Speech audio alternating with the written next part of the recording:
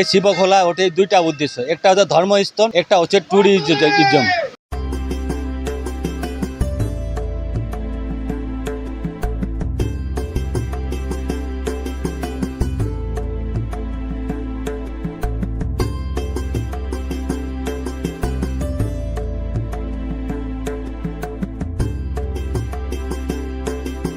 শ্রাবণ মাস উপলক্ষে দেশের প্রতিটি শিব মন্দিরে ভক্তদের ভিড়। প্রাকৃতিক সৌন্দর্যের মধ্যে শিব মন্দির মন কাড়ছে পর্যটকদের। শিলিগুড়ি থেকে প্রায় 21 কিলোমিটার দূরত্বে রয়েছে শিবখোলা।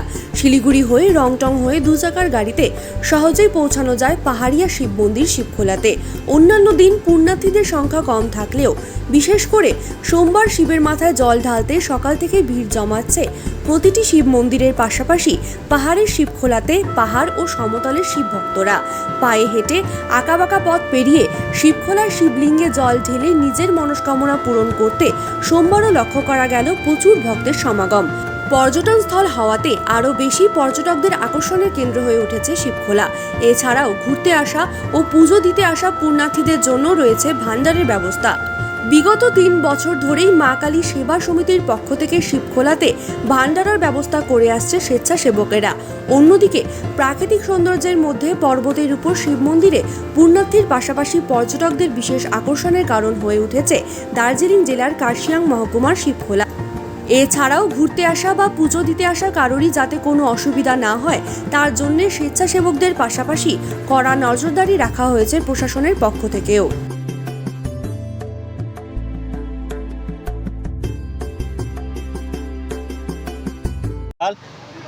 আমরা মা কালী সেবা সমিতি শিলিগুড়ি দিকে আমরা এখানে ভান্ডারা করতেছি।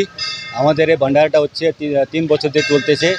মানে এখানে যে শিব খোলার মধ্যে যে আছে ভক্তরা, ওরা কেউ ভোকা না যাক, পেশা না যাক বলে আমরা 3 বছর ধরে এখানে ভান্ডারা করতেছি। এরপরে আমরা জয়ন্তী মা কালীর মধ্যে ভান্ডারা করি। এই শিব খোলা ওটাই দুইটা উদ্দেশ্য, একটা হচ্ছে ধর্মস্থল, একটা হচ্ছে ট্যুরিজম। দুইটার এখান থেকে শিলিগুড়ি থেকে অনেক লোক আছে, প্রায় সিকিম, নেপাল, ভুটান দিয়েও লোক এখানে আসতেছে। খুবই ধর্মের জায়গা আছে, খুব যাচ্ছে।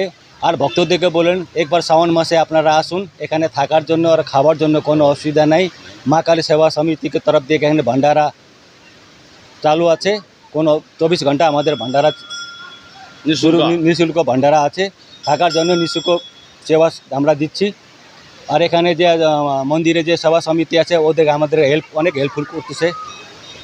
এই বলে আমি সবাই আজকে জল ঢালার জন্য এসছে। কালকে সোমবার, রাস্তায় অনেকেই পায়ে হেঁটে এসছে, তো দেখে খুব ভালো লাগছে। জায়গাটা খুব পবিত্র। তো এখানে শিব ঠাকুরের মন্দির আছে, দুটো নদী এক জায়গায় মিলিত হয়েছে। তো খুবই সুন্দর জায়গা, ভিউ খুব ভালো। আর মন্দিরে এসে আমাদের খুবই ভালো লাগছে। তো আমরা তো পুজো দেওয়ার ইন্টেনশন নিয়ে আসিনি, কিন্তু ভিতরে ঢুকে প্রণাম করলাম। প্রণাম করে এখানে জল আছে, তো আমরা জলটাই ঢেলেছি। পাহাড় সবসময় আমাদের মন কাড়ে, তার মধ্যে শিবখোলা শ্রাবণ মাস একটা আলাদাই আবেগ থাকে। এই শ্রাবণ মাসে মূলত শিবখোলাতে শিব ঠাকুরকে দর্শন করতে আসা এবং এসে এতটা ভালো লাগছে যে পারিপার্শ্বিক প্রকৃতি, জল, একটা সব মিলিয়ে সত্যি একটি আলাদাই পরিবেশ।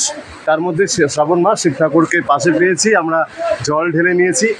জানি না পুণ্য কতটা করেছি, তবে শ্রাবণ মাসে শিব ঠাকুরকে পাশে পেয়ে খুব ভালো লাগছে। আমরা জল ঢেলেছি, বন্ধুরা সবাই মিলে এসেছিলাম। সুদূর শিলিগুড়ি থেকে এসে সত্যি একটি আলাদাই অনুভূতি হচ্ছে। আপনারাও আসতে পারেন। আজকে যেভাবে আমরা এই শ্রাবণ মাসে শিব ঠাকুরকে দর্শন করলাম, আপনারাও আসতে পারেন এসে, এবং প্রকৃতির যে ছোঁয়া, যে সুন্দর মেলবন্ধন, প্রকৃতি, সমতল, পাহাড় এবং জল সব মিলিয়ে সত্যি একটি আলাদাই অনুভূতি।